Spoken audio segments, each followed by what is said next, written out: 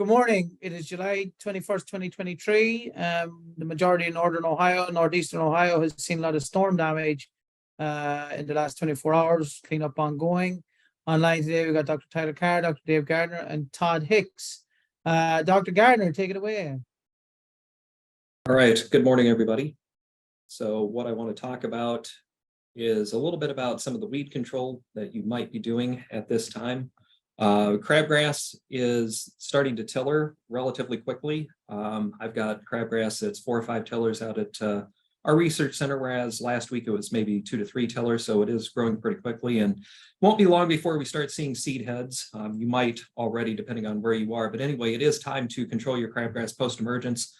You can use either quinclorac or tepramazone at label rate, or something else that we have found is quite effective is to take a half a rate of each of quinclorac and tepramazone. Actually, since mesotrione and tepramazone have a similar mode of action, we found that maybe a 50-50 mix of quinclorac and mesotrione will also work quite well. But any of these should give you fairly effective control of crabgrass post-emergence.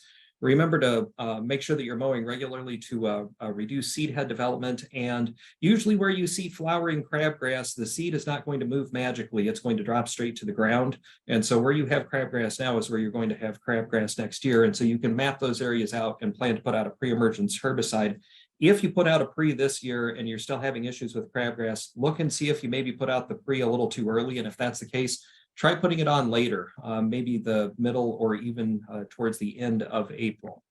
Now, remember that quinclorac, that active ingredient, is highly effective against crabgrass. However, if you have some of our other annual grasses like goosegrass or Johnson grass or field paspalum, okay, or yellow foxtail, then quinclorac really doesn't have any activity on those grasses. And so you would want to use either tepramazone, which is Pilex, or our old friend phenoxaprop.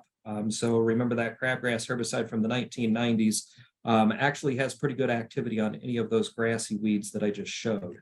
You might also be dealing with some summer annual broadleaf weeds, such as prostrate pigweed or prostrate spurge or purslane, okay? To control those, you should use a post-emergence herbicide as early as possible in their life cycle. They become pretty difficult to control after they've hardened off due to heat or drought stress. And so generally speaking, if you're spot spraying, the more expensive the broadleaf herbicide is, the more likely it is that you're going to be happy with the control that you get.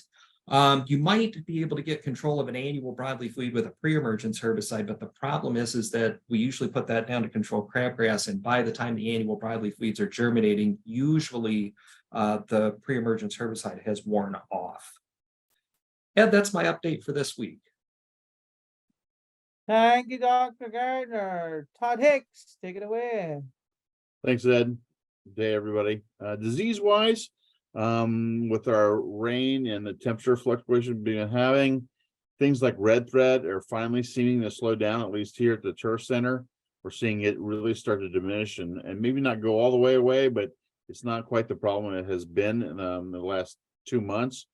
Dollar spots still chewing away quite a bit. I'm thinking, though, with this warmer weather that's coming, it's probably going to shut down or at least slow down to not be such a big issue for us. Leaf spot is still the primary thing I'm getting samples on right now. The trouble with leaf spot this time of year, it's a real good disease that likes to disguise itself. It can look like anthracnose, brown patch, or dollar spot this time of year, depending on the regime and what kind of mowing you're doing, what kind of grass you have. So be very careful when you're diagnosing disease. Make sure you know what you're looking at, and if not, seek out help, because leaf spot will fool you.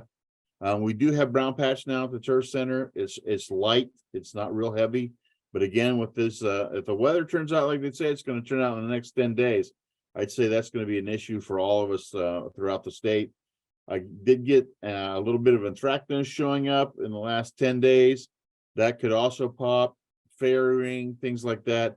But that's about all we got right now. Brown patch and leaf spot seem to be the big ones that are really starting to increase or cause the big problems. That's all I got, Ed. Thanks, Todd. We are probably on the precipice of getting into the rougher part of the summer by the forecast, if it holds true.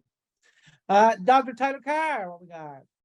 Hey everybody, glad to be back this week. Want to pop on and talk about something we're going to be looking forward to in the next month or so, and that's reseeding lawns or just general areas for cool season grasses. So typically in the northern part of the state, we may recommend starting somewhere in mid-August, running through mid-September. Most of the rest of the state would be kind of that September 1 to October 1 range. So right now is a good time to start thinking about getting a soil nutrient analysis run. And if you submit, I'm at an airport and they're going to be loud. If you are submitting a sample through Ohio State Extension, they'll send that to Penn State. It's relatively low cost. So that's an option. There are also private laboratories available. There are, in the show notes, I'll list a fact sheet that we have on how to collect a soil test, and another fact sheet on selecting cultivars for home lawn renovations. So since they won't stop talking on here, I'm going to last thing I'm going to say is the Turf Team Time podcast is now on Spotify. So I'm going to mute myself before everything else goes on. Thank you, Dr. Carr. Those airport. It was like right when I So started talking, they just wouldn't stop. They had an update right before I got on, but there's another one. Okay, couple of things to bring up to date. So field day coming up on August 1st, and for OTF and the Ohio Lawn Care Field Day, August 2nd and 7th. For those of you who remember last year, OTF's field day information should be posted on our blog system in the next week, so you'll be able to use your phones. We'll put that information up next Friday. Other than that, we will bid you adieu. Dr. Carr, do you want to share your screen? And there's our contact details. I know we've been getting a lot of questions this week from both professional and homeowner sides of the industry. So keep coming, but also keep them sensible. We don't know if aliens have landed on your lawn. So let's be clear that there's some things we can't answer and other things that are just nonsensical. So at OSU Turf, at OSU ATI Turf, and Turf Team Times is the podcast now Spotify version, and Buckeye Turf at osu.edu will get you hopefully some coherent answers from our website. With that, we will leave you all go, and hopefully nobody melts over the next 7 days, and we'll talk to you then.